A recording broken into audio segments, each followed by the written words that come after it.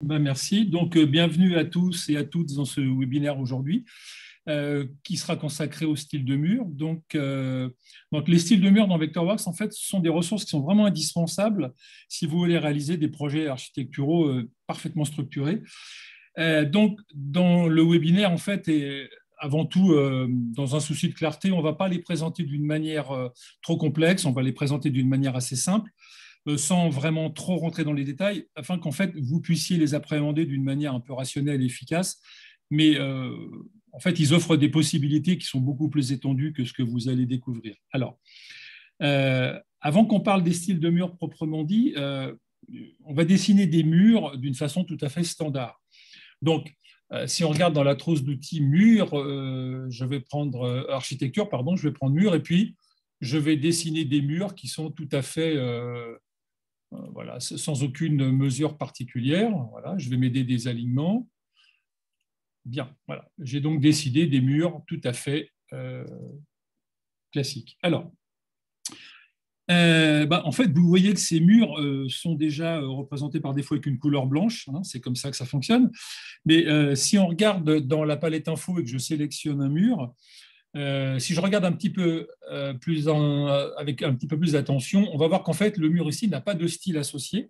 Alors, il y a peut-être aussi un défaut que vous allez noter, c'est qu'on ne voit pas le curseur quand je sélectionne des objets. Donc, je vais ouvrir des menus pour que vous voyez bien, parce qu'apparemment, on n'a pas eu la flèche non plus.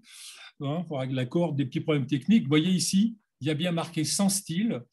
Et puis, donc, ce mur n'est pas associé à un style en particulier. Alors, maintenant, si j'ai envie de changer les attributs graphiques en fait, de mon mur, je vais les sélectionner.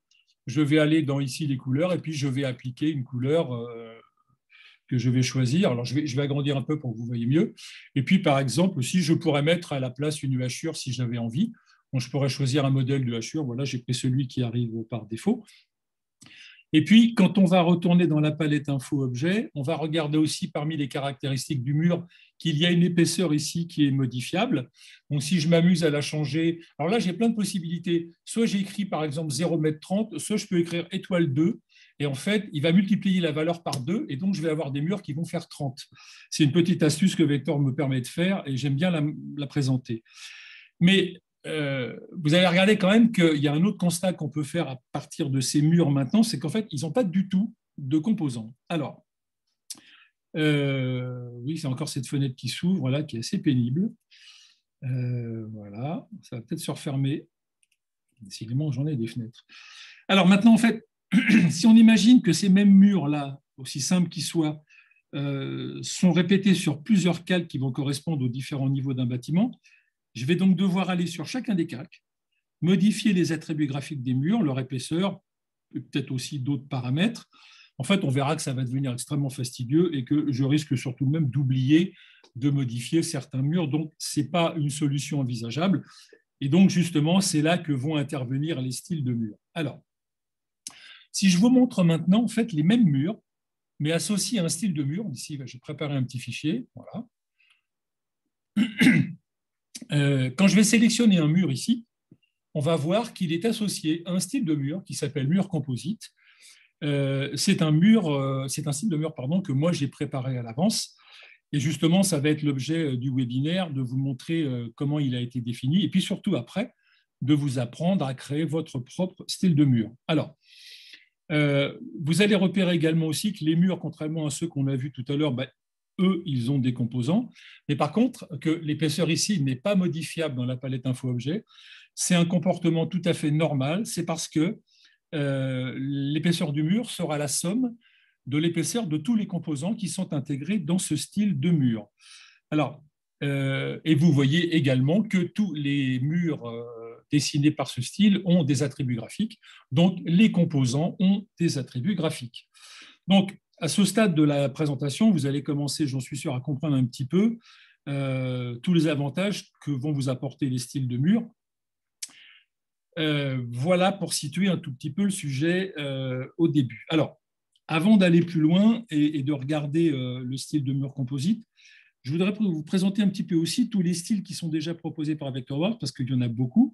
Donc là, je vais aller dans Mur ici, je vais ouvrir le sélecteur de ressources, et puis Si la bibliothèque Vectorworks n'est pas ouverte, je vais cliquer dessus. Et là, vous allez voir qu'ici, eh bien, il y a une catégorie très importante de murs classés par sujet. On va voir des murs pour les fondations, on verra des murs extérieurs, on verra des murs intérieurs avec des réglages différents. On verra aussi peut-être des murs pour faire des jardins, pour faire de l'intérieur, des murs rideaux. Enfin, je ne vais pas tout passer en détail, mais vous voyez qu'il y a déjà un certain nombre de styles de murs qui sont proposés par défaut. Et puis, il y a là déjà une belle base de travail pour commencer à travailler. Donc, si je choisis une catégorie de murs ici, par exemple, je vais pouvoir faire un double-clic dessus. Alors, je vais en prendre un au hasard, je vais prendre celui-ci. Et quand je vais faire un double-clic en fait, sur le mur, eh bien, l'outil va être prêt à tracer. Donc, je vais faire un double-clic. Et puis ici, je vais dessiner, par exemple, quelques murs dans mon dessin. Donc, je vais encore utiliser mes alignements. Voilà. Ah, il ne s'est pas rejoint. Voilà, bien. Donc, à partir du moment où j'ai fait un double-clic dans le style de mur de mon sélecteur, en fait, le style de mur a été importé dans mon dessin. Alors, on va le voir très facilement. Il suffit d'aller dans le gestionnaire ici. Je vais aller sur style de mur et je vais voir qu'ici, le style de mur, qui est donc mon fichier qui porte le même nom, a ici le style sur lequel j'avais double-cliqué, qui a été automatiquement importé dans mon fichier, et je vais pouvoir après apporter les modifications que je souhaite faire. Donc là, il y a deux options qui seront possibles. Soit je l'utiliserai tel quel, ou alors je vais m'en servir comme base de départ, et puis je l'éditerai pour apporter quelques modifications pour créer un nouveau style de mur. Alors, je vais maintenant éditer le style de mur composite, celui que j'avais au début. Voilà. Et puis, il y a une boîte de dialogue qui va apparaître à l'écran. Et donc, je ne vais pas tout détailler dans cette boîte de dialogue, mais je vais quand même vous donner les grandes lignes de ce qu'elle contient. Alors ici, vous avez deux boutons. Donc, ça permettra de créer soit des murs standards ou des murs rideaux. Les paramètres ne sont pas du tout les mêmes. Avec les murs standards, on verra tout à l'heure qu'il y a des composants ici, mais dans le mur rideau, on va pouvoir paramétrer des profilés avec des choix très, très variés et assez bien documentés. Et puis, on pourra créer aussi ici des panneaux avec des panneaux vitrés, sans vitrage. Voilà. Donc, je ne vais pas rentrer dans le détail de ces fonctionnalités-là. Et puis, je vais revenir, bien sûr, sur mon petit bouton mur standard. En dessous de ces deux boutons, on va avoir une série de 4 onglets. Alors, je vais les passer en vue ici comme ça, parce que comme mon curseur apparemment ne fonctionne pas, je ne sais pas si vous le voyez, le curseur. Alors, il y a un onglet qui s'appelle « Définition » du mur, dans lequel on verra des attributs, l'épaisseur entre autres du mur, alors qui pourra avoir des composants ou non. Et là, je vais m'arrêter 2 petites secondes pour vous dire qu'en fait, un style de mur n'est pas obligé d'avoir des composants. Il peut être très simple avec un nu intérieur et un nu extérieur et pas de composants au milieu. D'accord ? Alors, on voit aussi qu'il y a une représentation graphique du mur ici avec son épaisseur qui sera modifiable ici ou non, selon que le mur va contenir des composants. On a vu tout à l'heure que dans la palette info, on ne pouvait pas modifier l'épaisseur. Eh bien, là non plus, parce qu'en fait, le chiffre qui est là, c'est la somme de toutes les épaisseurs qui se trouvent ici. Bien sûr, on va y revenir tout à l'heure tout au long de ce webinaire. Après, nous avons ici des options d'insertion, notamment ici la limite inférieure et puis la limite supérieure avec des paramètres ici sur lesquels je reviendrai un petit peu plus tard. On va avoir aussi la gestion des extrémités de mur. On verra que le mur va avoir sa propre classe et là, je vais le développer tout à l'heure. Et puis, on peut avoir accès à des paramètres énergétiques si c'est nécessaire, mais là, ça va s'adresser aux spécialistes de ce genre de calcul. On verra dans le troisième onglet ici qu'il est possible d'associer des composants, des textures à des composants. Donc, il y a deux façons de le faire. Soit on fera des textures par partie de mur, soit on utilisera les textures associées à des composants. J'y reviendrai tout à l'heure. Et puis enfin, on a un dernier onglet qui s'appelle « Données », qui va permettre de mieux identifier le mur. On pourra récupérer certaines de ces informations de différentes manières, par exemple dans un export IFC ou dans le tableur, si on veut faire des quantitatifs. Alors, je vais revenir dans la fenêtre précédente. Ah, j'aurais pas dû fermer. Voilà. Alors, pour comprendre comment est défini un composant, je vais vous en montrer un. On va l'éditer. Donc, je vais prendre le béton. Alors, on peut faire éditer ou un double-clic, ce qui revient au même. Voilà. Et une nouvelle boîte de dialogue ici va apparaître. Alors, quand on va éditer un composant ou quand on va le créer, on va voir certaines des options qui sont les plus importantes de cette boîte de dialogue. Donc, on lui donnera un nom. On pourra lui attribuer une fonction. Alors, ce n'est pas un paramètre qui est indispensable, mais en fait, il est intéressant de le renseigner quand même. Par exemple, si vous voulez faire un export au format IFC, quand vous allez créer une maquette BIM et que vous voulez la donner par rapport, par exemple, à un bureau d'études de structure, c'est une information qui l'intéresserait de savoir que ce mur est porteur ou qu'il est le composant pardon est porteur ou que ce soit une finition, etc. Ici, je vais voir que j'ai associé une classe à mon composant.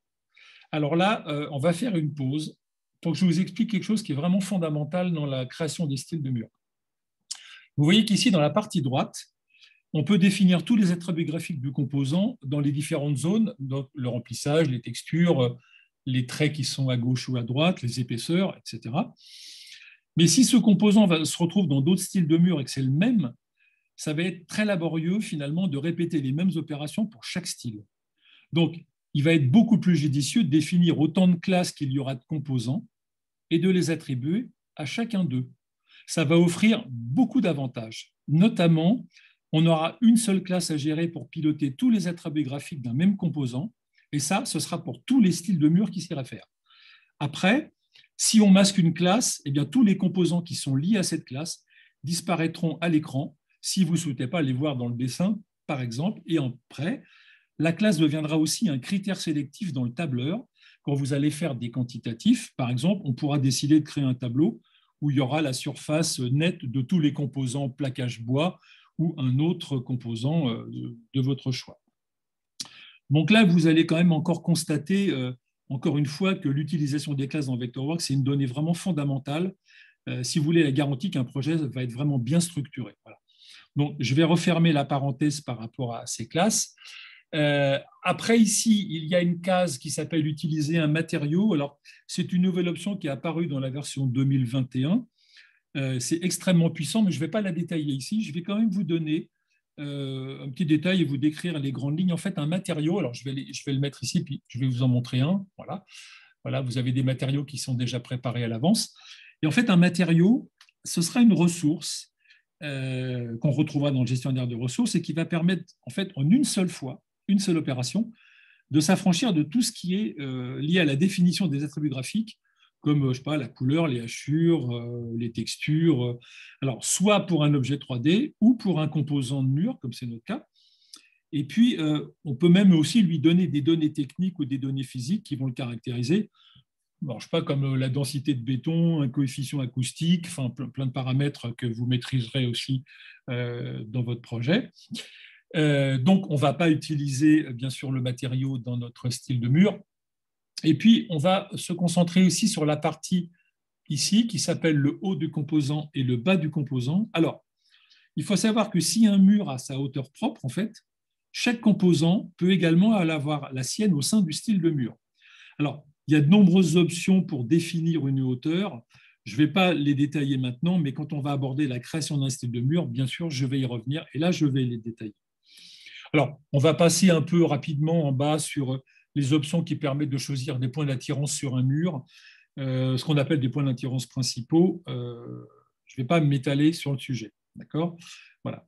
Et puis ici, eh bien, il y aura un bouton sur lequel je vais revenir après quand on va faire le style de mur, définir tous les attributs par classe et vous allez comprendre la puissance et le rôle de cette fonction. Bien, alors, je vais refermer ça. Et maintenant, dans la boîte de dialogue qui se trouve devant vous, vous allez voir que dans les différentes colonnes, il y a une colonne ici qui s'appelle le composant principal. Cette colonne-là, elle est vraiment très importante parce qu'elle va permettre de gérer deux choses.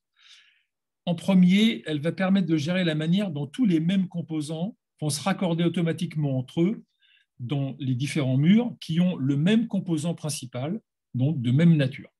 Et puis, ça va permettre aussi de gérer la manière dont le composant va se raccorder avec les planchers et les toitures qui, eux, utiliseront aussi des styles de plancher ou des styles de toiture. Alors, il ne peut y avoir en fait dans cette colonne-là qu'un seul composant principal. En général, c'est le porteur, mais ça pourrait très bien être un autre. Et ça, c'est vous qui déciderez comment vous voulez le configurer. Alors, je vais illustrer mon propos en fait à travers un petit exemple.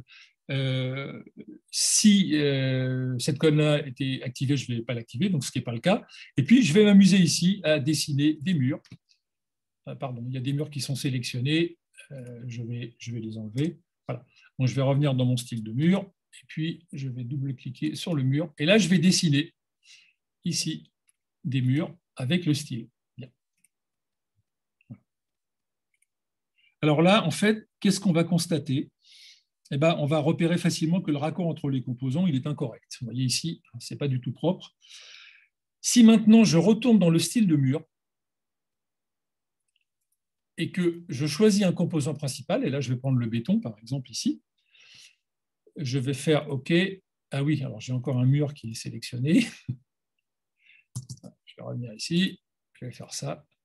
Je vais rechoisir le composant principal ici avec le béton. Et puis, très bien. Et puis ici, je vais redessiner exactement. Oui, si j'avais fait un double-clic, ça aurait été mieux. Voilà.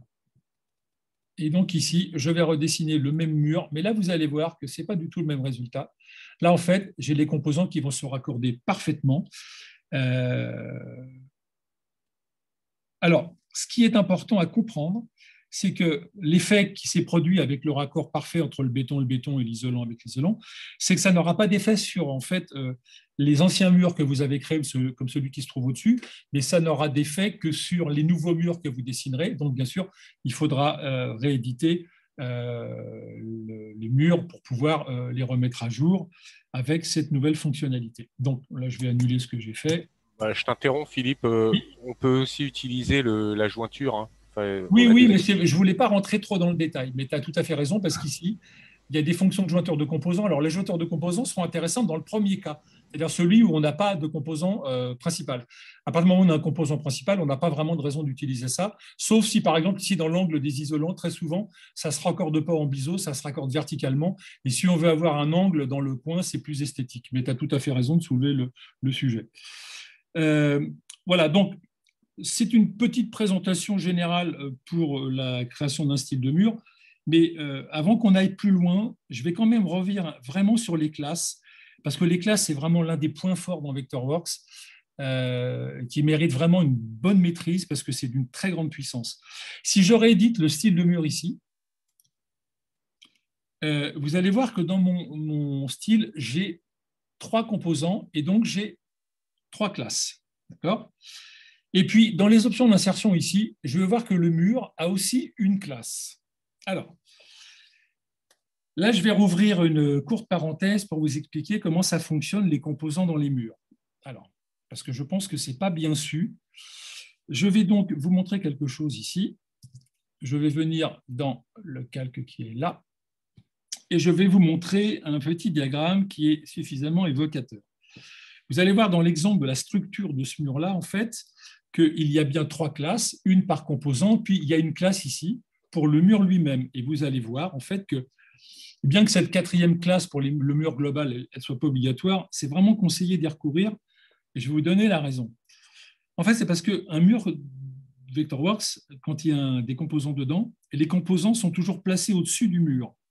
Alors, graphiquement, vous ne verrez pas la différence. Quand vous êtes en vue en plan ou en 3D, vous ne verrez pas la différence. Mais dans la structure d'un mur Vectorworks, il y a bien une distinction entre le mur et ses composants.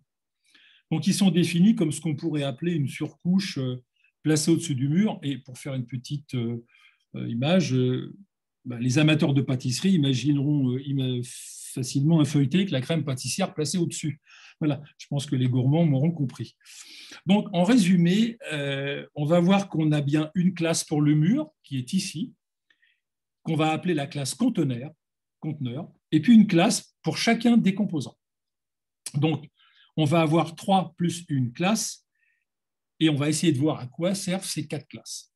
Alors, je vais revenir sur le calque des murs RDC. Alors maintenant, si je m'amuse à masquer les composants un par un, vous voyez ici, je vais masquer le béton, je vais masquer l'isolant, et puis je vais masquer le plaquage. Et si je masque les composants un par un, moi je pense que je vais plus voir le mur. Pas du tout. Si, la preuve, vous le voyez, il est toujours là. D'accord ? Et je vais donc voir maintenant ce que l'on appelle le mur global, celui que vous avez vu dans le petit diagramme précédent, qui est situé sous les composants du mur. Donc, c'est dans mon style de mur, la classe mur extérieur que vous avez vu tout à l'heure, qui va gérer l'affichage de ce mur. Donc, si je réédite le style, en fait, ici, je vois bien mes composants ici associés à leur classe et le mur associé à sa propre classe. Alors, ici, comme je viens de masquer les composants, le mur global, lui, vous voyez, il est resté à l'écran. Si je ne lui avais pas donné de classe, les deux traits des nus, intérieur et extérieur, ne pourraient jamais disparaître de l'écran, du fait de la structure du mur et des composants qui sont superposés au-dessus. Si maintenant je masquais la classe mur extérieur ici, je ne vois plus le mur du tout. Donc, si je réaffiche maintenant les composants, je ne verrai pas le mur pour autant. D'accord ? Donc, si maintenant je réaffiche le mur extérieur, là, je vais revoir la totalité du mur avec ses composants et tout va redevenir normal. Alors, si vous regardez bien dans la palette info-objet ici, j'ai créé des classes hiérarchiques. Ça veut dire qu'ici, vous voyez, j'ai matériaux avec 3 ou 4 sous-niveaux. Au lieu de masquer, en fait, ici, les composants un par un, je vais masquer la classe maîtresse qui s'appelle matériaux et en une fois, je vais masquer la totalité des composants. Mais je pourrais très bien revenir sur chacun des composants. D'accord, comme ça. Et vous voyez que la classe matériaux va redevenir visible, mais si j'avais masqué la classe matériaux, j'ai qu'à recliquer sur la classe matériaux et toutes les sous-classes hiérarchiques réapparaîtraient, bien entendu, en même temps. On voit encore là que c'est un bel exemple de la puissance des classes dans Vectorworks. Mais en fait, ce n'est pas le seul avantage d'avoir associé le mur à une classe et les matériaux à la leur. En fait, selon la phase de travail dans laquelle vous allez vous retrouver, alors les architectes vont bien comprendre, en phase d'esquisse, ou alors si vous êtes dans une phase avancée comme un APS, un APD, une phase pro, un DCE, vous pourrez très facilement en fait, gérer les attributs graphiques du mur lui-même, indépendamment de ceux des composants, et selon ce que vous voudrez voir affiché à l'écran. Donc, si maintenant je réédite ici mon style de mur, je vais ouvrir la boîte de dialogue ici des attributs du mur. Alors, j'en avais parlé tout à l'heure au début, et vous voyez qu'ici aussi, j'ai défini tous les attributs par classe. Donc, on va refermer la boîte de dialogue et on va regarder ce que ça donne. Donc, si maintenant ici, si elle va bien se fermer, voilà, je vais masquer tous les matériaux et je vais rééditer ici la classe du mur extérieur et je vais modifier ses attributs. Donc, je vais venir ici et par exemple, je vais décider de remplacer la couleur grise par une couleur plus foncée. Donc là, vous allez voir que le mur global va apparaître dans la couleur que j'ai choisie, mais je pourrais aussi choisir, par exemple, d'afficher une hachure, comme on l'avait vu au début dans la présentation que j'ai faite en ouverture. Voilà, donc je vais revenir en arrière, et voilà. Alors, maintenant, on va passer à la pratique, et je vais recréer exactement le même style de mur devant vous, afin que vous compreniez bien comment il faut procéder. Donc, j'ai déjà préparé des classes. Alors, je vais revenir ici dans l'introduction. Je vais détruire les murs que j'avais fait au tout début. Voilà. Donc, j'ai préparé des classes ici, vous voyez. J'insiste quand même sur la hiérarchisation des classes entre les matériaux d'un côté et les types de murs de l'autre. C'est vraiment une organisation fonctionnelle. Donc, je vais aller dans le gestionnaire de ressources ici. Et puis, dans mon fichier qui est là, je vais dans la catégorie style de mur et vous voyez que je n'ai pas de style de mur. Donc, je vais créer un style de mur. Alors, avant qu'on aille plus loin, je vais aussi faire un petit arrêt pour vous dire que c'est important de créer un style de mur de toute pièce plutôt que de copier un style de mur qui existe et de le modifier, car vous aurez déjà la garantie qu'il n'y a que les paramètres nécessaires qui seront définis et aucun autre. Et ça évitera des petites erreurs parce que 3/4 du temps, on en oublie un et puis on n'a pas le résultat qu'on veut. Là, moi, c'est le choix que j'avais fait. Je vais partir de 0. Je vais faire un mur à partir de 0. Donc ici, je vais aller dans style de mur. Voilà. Donc vous reconnaissez la boîte qu'on a vue tout à l'heure. Alors, je vais lui donner un nom. On va faire mur avec 3 composants. Voilà. Bien sûr, je vais choisir un mur standard. Et là, vous voyez, comme je n'ai pas de composants, je peux encore choisir une épaisseur à la main ici. Donc, je vais créer d'abord un premier composant ici. Et dès que je vais faire nouveau ici, le champ qui est ici va se griser et je ne pourrai plus modifier l'épaisseur du mur puisque c'est les composants qui vont prendre le relais. Donc, je vais cliquer ici sur Nouveau. Et puis, je vais remplir la boîte de dialogue qu'on avait vue tout à l'heure. Alors, je vais choisir un composant que je vais appeler béton. Je vais prendre comme fonctionnalité portant. Et là, vous allez voir, comme j'avais préparé mes classes à l'avance, eh bien, je vais aller chercher matériaux, béton. Mais si vous aviez oublié, vous pourriez faire une nouvelle classe et vous pourriez aussi le créer au passage. Bien. Donc, je ne vais pas utiliser de matériaux qui sont ici. Et puis, je vais lui donner une épaisseur, alors 0,30 m, mon dessin est en mètres. Donc, et puis là, on va regarder la partie haut du composant et bas du composant, et on a choisi par rapport au mur. Alors en fait, ça veut dire quoi? Ça va indiquer que la hauteur du mur et des composants va être gérée par le calque sur lequel je vais les dessiner. Ça, on verra ça tout à l'heure. Mais vous pourrez aussi définir un composant par rapport à un étage, et là, ça va devenir beaucoup plus puissant. Je vous montrerai un petit exemple après. Je peux vous montrer par exemple ici, si je demandais par rapport à un étage, on va voir qu'il y a déjà des niveaux de référence, et les niveaux de référence, bien sûr, ça vous parle. On pourrait choisir des niveaux de référence, définir un étage. Je vais vous le présenter un petit peu plus loin dans mon webinaire. Donc là, bien sûr, je vais laisser par rapport au mur. Et puis, je vais ici cliquer sur le bouton « Définir tous les attributs par classe ». Et vous allez voir ce qui va se passer dans la boîte de dialogue ici. En fait, j'ai plein de paramètres qui vont s'activer tout seuls parce que la classe, en fait, a déjà été préparée à l'avance avec des couleurs, des textures, des types de traits, etc. Et je vais faire OK. Et donc, là, vous allez voir que dans la zone aperçue, j'ai mon premier composant qui va apparaître. Vous verrez qu'il a une couleur. La couleur, en fait, elle vient de la classe du composant béton qui se trouve ici dans la palette de l'explorateur. Donc, je vais faire la même chose pour les deux autres composants. Donc là, ça va aller vite. Je vais aller sur isolation. On va lui dire c'est un isolant.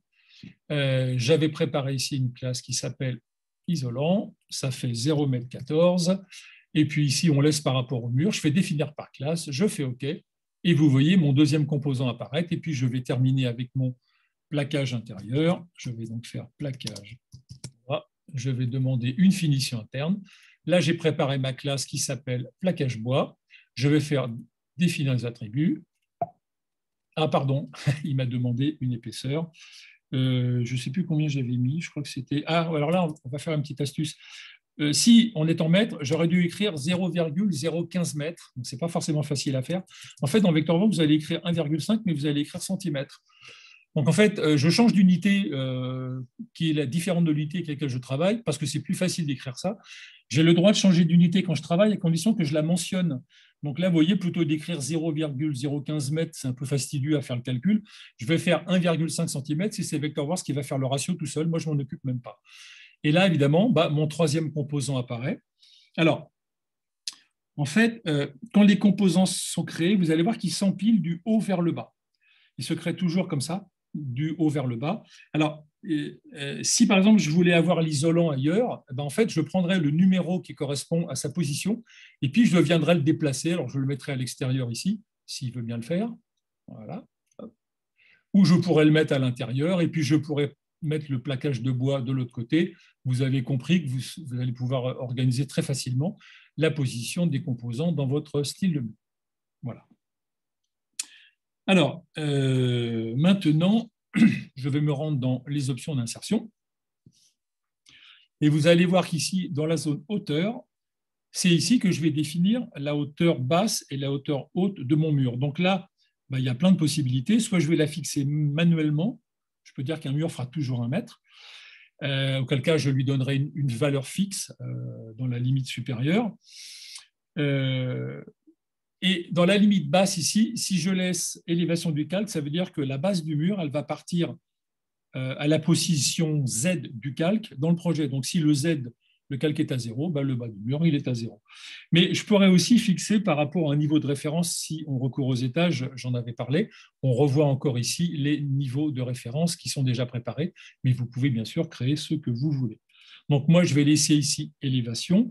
Et dans la limite supérieure, je vais choisir hauteur des murs par défaut. Alors, comme je l'avais mentionné tout à l'heure, ce paramètre-là, en fait, ça va indiquer que la hauteur des murs va être gérée par le calque où ils seront définis. D'accord ? Alors, on va le voir quand on va créer le style.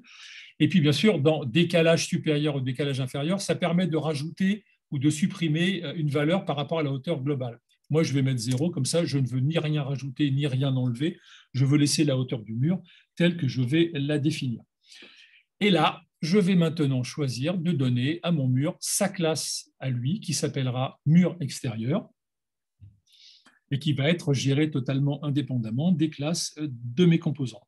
Alors, ici, on voit encore un module énergétique qui va permettre en fait d'attribuer des paramètres énergétiques au mur qui seront récupérés dans Energos. Energos, c'est un module de Vectorworks pour ceux que ça intéresse, mais ça ne nous concerne pas pour le moment.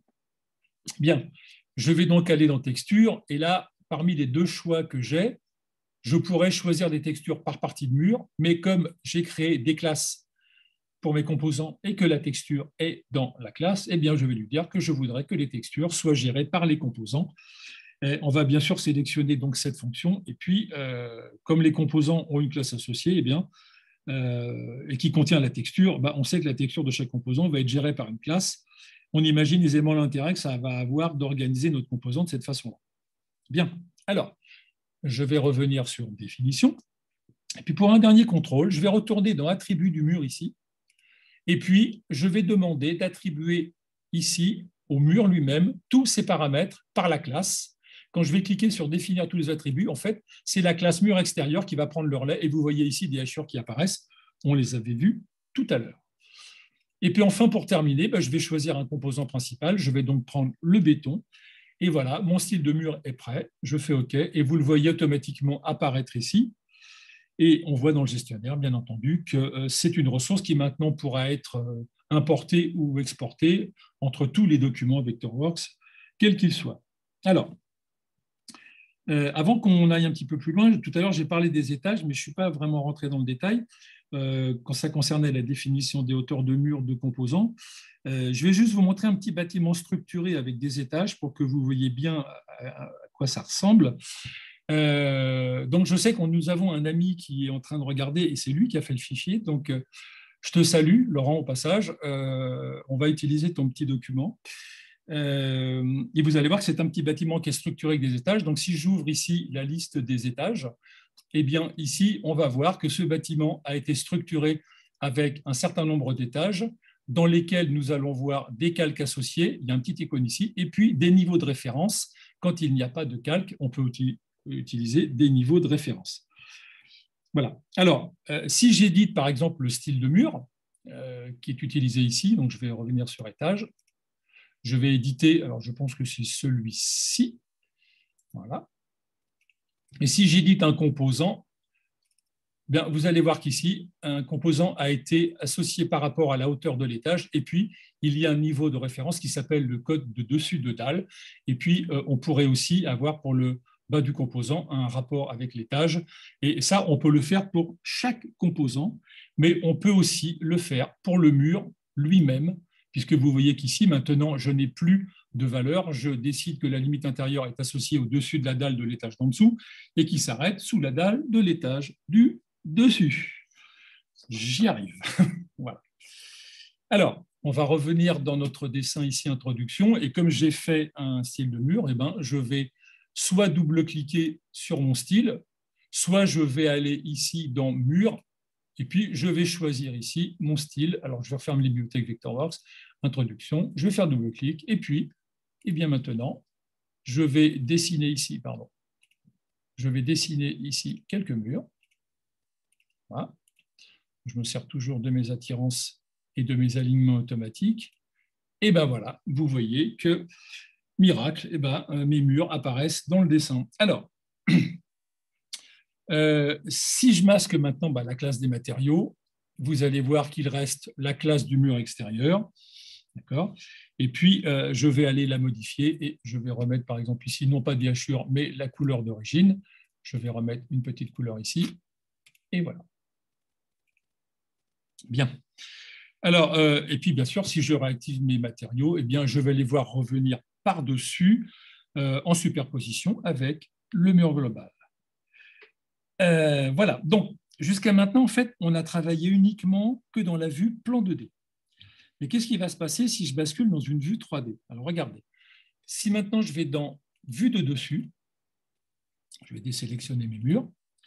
En fait, vous allez voir que les composants disparaissent. Je ne vois pas d'attributs, tout ça parce qu'en fait, les attributs des composants n'apparaissent que dans la vue 2D uniquement. Si je bascule, par exemple, en ISO droite, vous allez voir que je ne les vois pas non plus. Et puis en plus, là, je vois que mon mur n'a pas de hauteur.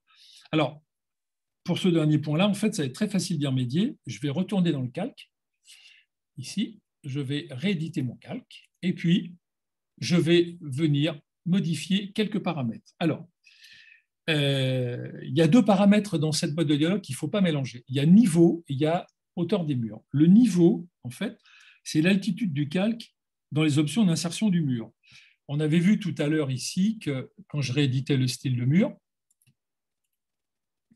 quand j'allais dans l'option d'insertion, je voyais hauteur des murs par défaut. En fait, la hauteur des murs par défaut, c'est justement le paramètre qui est... Ah non, je vais trop vite, pardon, excusez-moi. Le niveau, c'est l'altitude du calque en fait dans les options de mur. Je me suis trompé de fonction.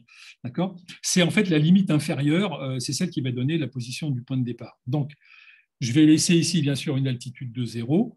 Ça va indiquer qu'en fait, le mur va être sur le repère XYZ à une altitude Z de 0, ce qui pourrait, par exemple, correspondre à mon rez-de-chaussée dans mon projet de bâtiment. Et puis ici, hauteur des murs par défaut, et là, j'y reviens, c'est la hauteur que j'avais fixée en fait dans mon choix du style de mur quand j'avais dit que la hauteur, la limite haute serait définie par la hauteur des murs. Et bien en fait, c'est ce paramètre-là, il porte le même nom. Donc par exemple ici, si j'ai écrit 2,50 m et que je fais entrer, et bien voilà, mes murs font 2,50 m. Donc c'est un miracle, je les vois qui sortent de terre. Alors, le rendu filaire, c'est pas très très esthétique. Si je vous fais un petit rendu OpenGL pour voir un peu mieux, on va voir maintenant mon mur apparaître avec tous les composants qui sont dedans et vous allez regarder, on voit bien le béton, on voit l'isolant, on voit le plaquage. Donc, je vais tourner un petit peu juste autour pour que vous voyez bien. Voilà. Okay. Et puis ici, pour que ce soit un petit peu plus réaliste, je vais faire une projection en perspective. Voilà. Donc, c'est beaucoup plus joli de voir mon bâtiment comme ça. Voilà. Alors, maintenant, là, vous allez voir tout l'intérêt d'avoir créé un style de mur. Parce que là, j'ai 4 murs dans mon dessin, mais on va imaginer que j'ai un bâtiment avec 7, 8, 10 niveaux et que ce sont les mêmes murs qui sont répétés sur chacun des niveaux. Donc, je vais rééditer ici mon style de mur. D'accord ? Et puis, je vois qu'ici, dans les composants, il y a des épaisseurs. Alors, je vais aller dans le béton, par exemple, ici. Et puis là, je vais remplacer 0,30 m, je vais mettre 0,50 m. Et puis ici, dans l'isolation, je vais mettre 0,20 m, par exemple. Et puis, je vais décider que le plaquage bois, il n'est plus dedans, mais il est à l'extérieur. Voilà. Donc, je vais faire OK. D'accord ?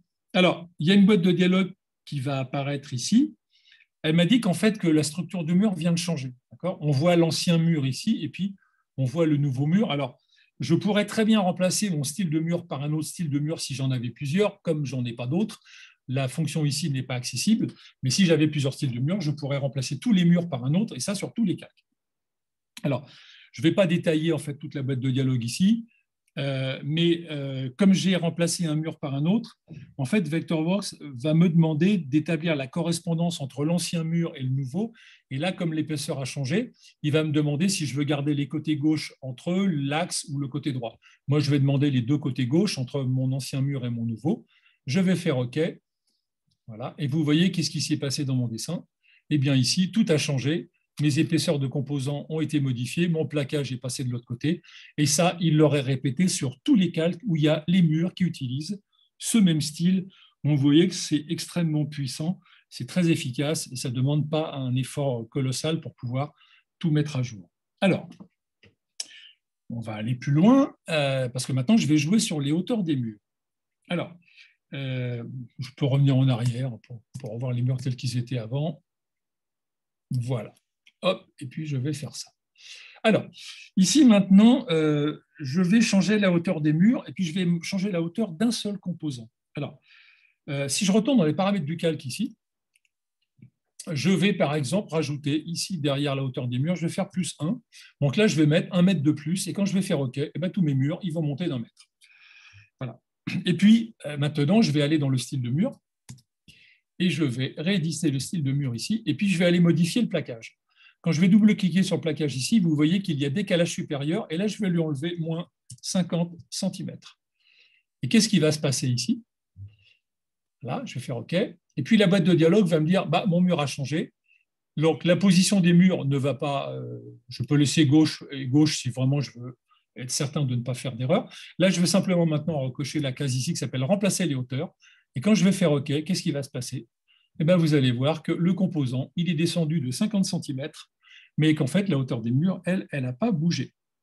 Alors, si je réédite le calque ici, et puis que je fais par exemple 2,50 m, eh bien, je vais voir que tous mes murs vont redescendre d'1 mètre, mais le composant aussi, il a conservé son décalage de 50 cm à l'intérieur de mon mur ou de mes murs. Bien. Donc, on va presque arriver au terme de ce webinaire, mais là, on va aborder une notion importante qui s'appelle les coupes dynamiques. Alors, dans les coupes dans Vectorworks, en fait, elles ont deux rôles. D'abord, on va créer des coupes de projet pour faire des documents d'exécution de qualité professionnelle, mais aussi parce que les coupes sont très intéressantes pour contrôler l'évolution d'un projet. Il n'y a rien de pire, en fait, quand on a un dessin très, très, très chargé avec des traits, de voir comment les objets se raccordent. On voit des traits qui en cachent d'autres, ce n'est pas lisible. La coupe, elle, par contre, avec elle, ça ne pardonne pas. Quand il y a une erreur, on le verra tout de suite. Alors, je vais aller dans le menu Vue.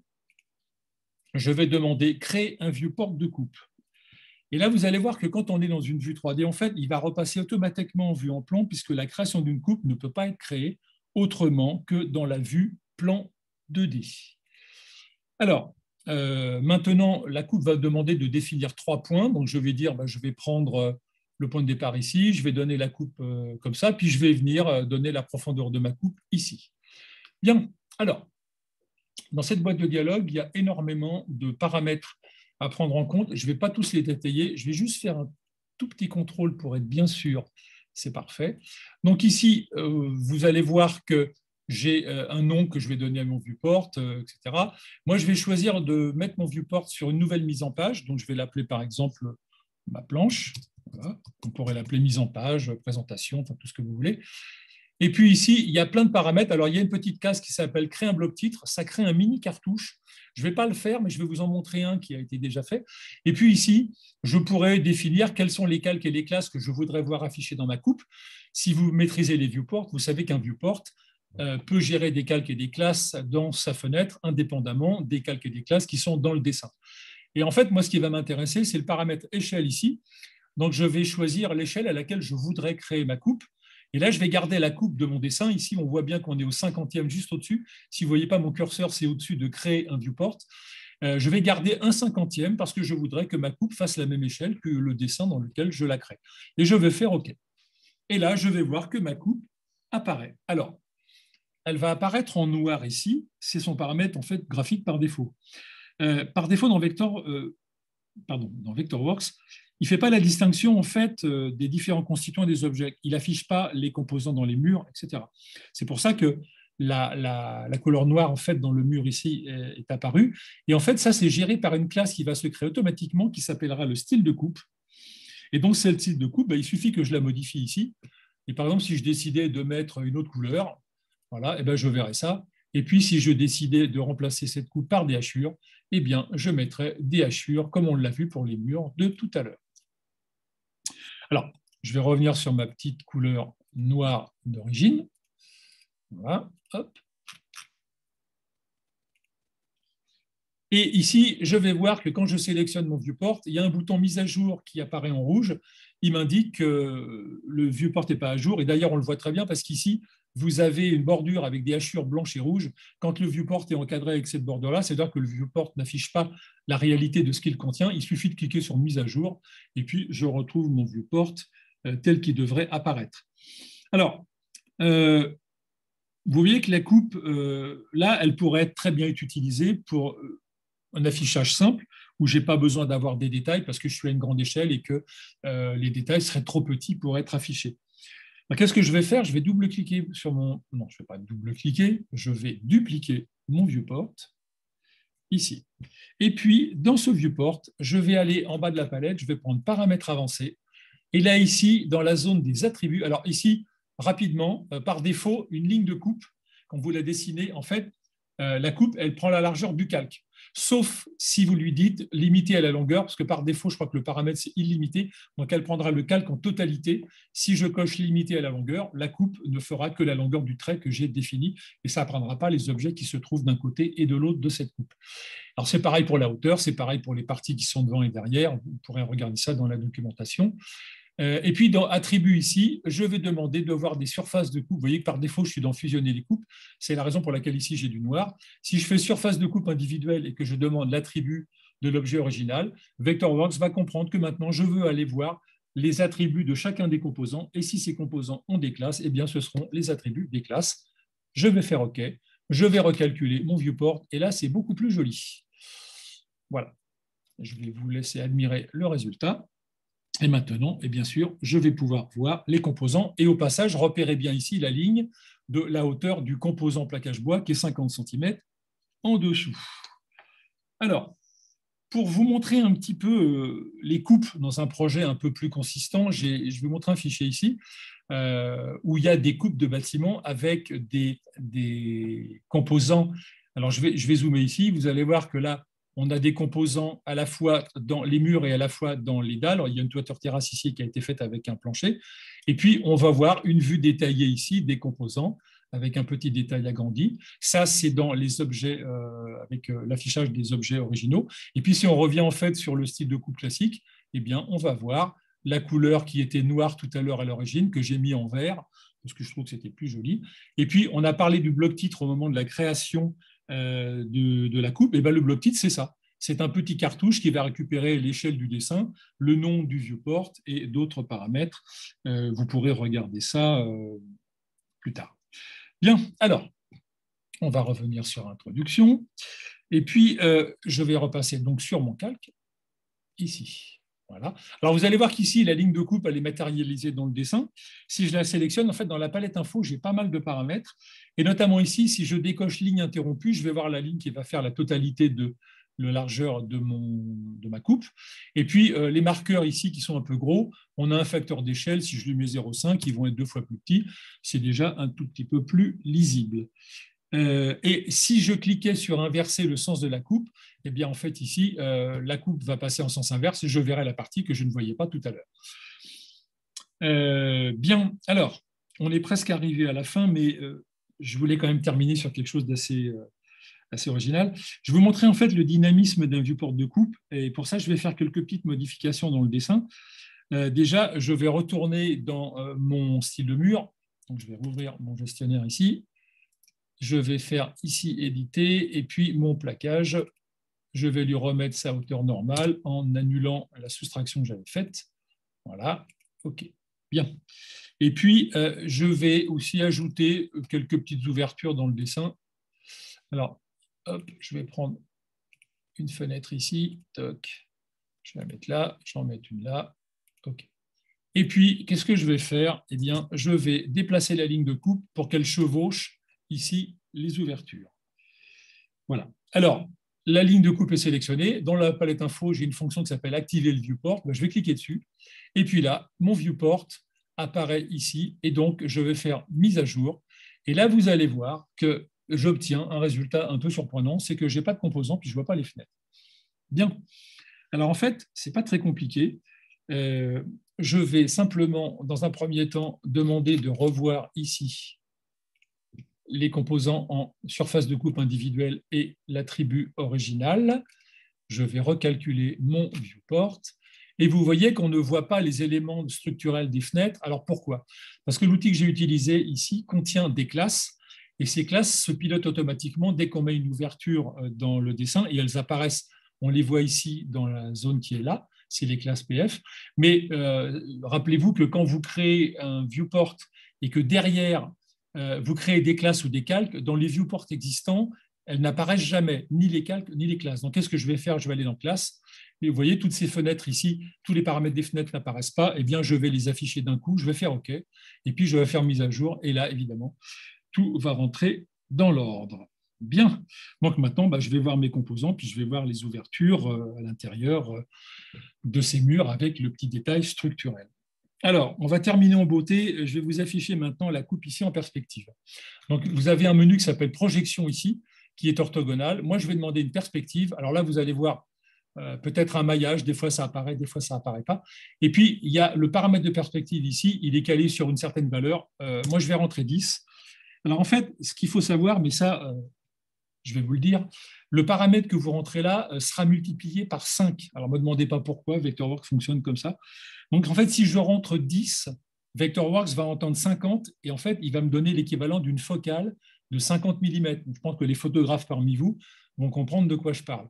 Si je rentrais 5, il ferait 5 fois 5, 25, j'aurais l'équivalent d'un 25 mm, donc un grand angle. Quand je vais faire ça, vous voyez, ma coupe apparaît comme ça, mais si je refais mise à jour, eh bien, je vois maintenant une coupe en perspective. Alors, elle est en filaire, on va faire encore un petit peu plus joli. Je vais maintenant aller dans le rendu qui est en ligne cachée et je vais demander un OpenGL. Je vais faire mise à jour. Et là, maintenant, vous voyez, bah, c'est déjà beaucoup plus esthétique. Alors, la qualité ici graphique, vous voyez, n'est pas très belle. C'est qu'en fait, les viewports et les viewports de coupe, la qualité graphique, elle est pilotée en fait par un attribut des planches de présentation. Je vais venir ici. Quand vous allez faire une édition de la planche, c'est le paramètre DPI. Alors, dans le webinaire précédent où j'avais parlé de la découverte de Vectorworks, j'expliquais le rôle de ce paramètre-là. Je ne vais pas revenir dessus. Comme ça vous fera aller sur le webinaire précédent. Je vais mettre 200 DPI, je vais faire OK. Et quand je vais recalculer, eh bien évidemment, c'est beaucoup plus esthétique. Voilà. Alors, il y aurait plein de choses à dire en fait sur les coupes. Je vais recalculer ici mon petit viewport et puis voilà, je vais faire ma mise en page. Il y aurait beaucoup de choses à dire sur les coupes, mais là vous regarderez dans la documentation, puis vous allez chercher par vous-même. Voilà, donc moi j'ai terminé ma présentation. Adam, tu pourras reprendre tout à l'heure la parole pour voir s'il y a des questions. Je vous remercie en fait à toutes et à tous d'avoir assisté à ce webinaire. Et Adam, je te redonne la parole pour d'éventuelles questions. Adam. Bon. You. J'ai oublié de réactiver mon micro. C'est pas grave. Désolé. Écoute, merci beaucoup Philippe. J'espère que en fait ça vous a plu. On est disponible en fait pour vos questions et enfin voilà, on est disponible pour répondre à vos questions. Ça se fait par le chat, c'est ça? Oui, alors à la limite, vu qu'on n'est pas énormément, je vais essayer de réactiver les micros. Ouais. Je ne promets rien, mais on va essayer. Alors.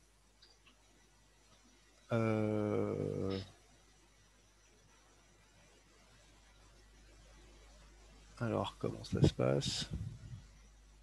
Sinon, tu peux le faire par le chat, si tu veux. Autoriser à réactiver. Normalement, en fait, voilà, tout le monde peut activer son micro, normalement.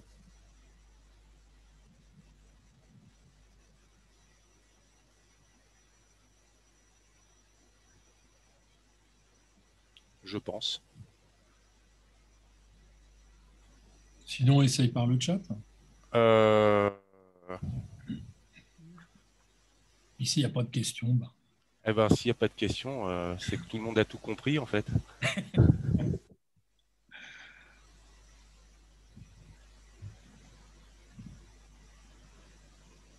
Eh ben non, il n'y a pas de questions. C'est magnifique. Simplement, pour vous dire en fait que, alors ce webinaire, en fait, on l'a fait en prévision du prochain, puisqu'en fait, dans le prochain webinaire, en fait, on va profiter de la sortie de la version, enfin, du Service Pack 3. Qui en fait va nous amener les portes et fenêtres version US en français en fait. Donc là en fait on les voit sur l'écran de Philippe en fait, Oui, sur la gauche dans les outils d'Or et Windows. Voilà. Donc on les aura en français d'ici un petit mois. Voire moins d'un mois. Et pour répondre à la question de Charles, donc du coup effectivement on avait prévu un peu plus tard en fait de faire un petit sujet sur les étages, puisque en fait on a estimé en fait pour ce webinaire là que ça ferait vraiment trop long en fait de refaire en fait la même opération en parlant des étages. Donc on a préféré se concentrer sur les calques, la partie facile, et voir éventuellement les étages par la suite. Donc voilà, n'hésitez surtout pas à nous demander en fait des sujets, parce que en fait nous on a toujours l'impression de se répéter. Donc on serait ravis en fait de pouvoir vous proposer des sujets qui vous intéressent. Et donc voilà, n'hésitez pas en fait, hein. Et puis, tu peux aussi préciser, ou je le fais, que le webinaire en fait, sera rediffusé sur la chaîne Vectorworks francophone sur YouTube pour ceux qui voudraient le revoir ou ceux qui n'ont pas pu le voir. Voilà. Alors tout à fait. Donc pour répondre à la question de Pierre-Alain, je pourrais. Alors, il sera dispo sur YouTube, mais on aura moyen en fait de vous fournir la vidéo du coup, en fait, enfin à vous revendeurs en tout cas.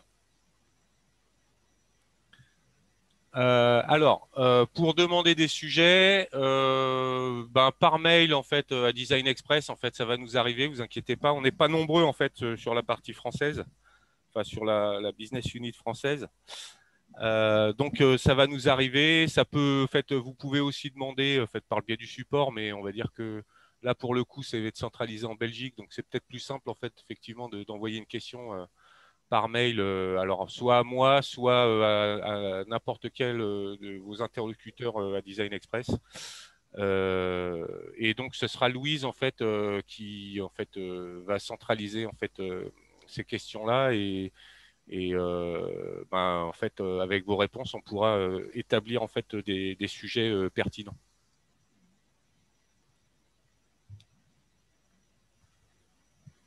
Il y a d'autres questions, Adam? Eh ben écoute, pas vraiment. Tout le monde nous dit merci. Bah, merci à eux d'être venus. Merci. Et puis, ben, si voilà, s'il n'y a pas de questions, moi, je vous dis à bientôt en tout cas. Donc, le prochain webinaire, on espère alors, je pense que la date est fixée aux alentours du 15 mai. Donc, en fait, il sera en deux parties. Il y aura une partie sur donc les portes et les fenêtres US, et une partie sur le Vectorworks Service Select. Donc, ce sera une partie, on va dire, technique, mais pas tout à fait dans le sens où vous l'entendez, tout simplement pour en fait un peu mieux vous orienter en fait sur votre espace, en tout cas pour enfin les gens qui ont souscrit au contrat, et donc on va pouvoir un peu expliquer le contrat. Et voilà. Donc sur ce, bah écoutez, je vous remercie encore en fait d'avoir assisté à ce webinaire, et je vous dis à bientôt. Et moi également. Au plaisir de vous retrouver sur le prochain webinaire, donc du mois de mai.